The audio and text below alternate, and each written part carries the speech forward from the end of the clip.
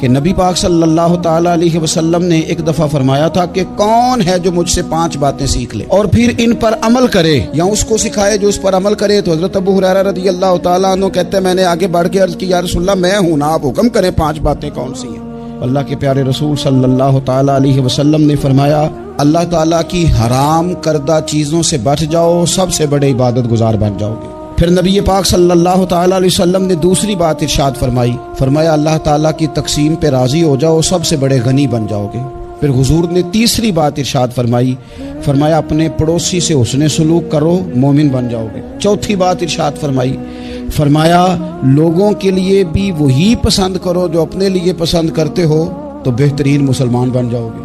پھر حضور سید عالم صلی اللہ تعالیٰ علیہ وسلم نے 5ویں اور آخری بات ارشاد فرمایا زیادہ ہنسا نہ کرو، زیادہ ہنسنے سے دل مردہ ہو جاتا ہے.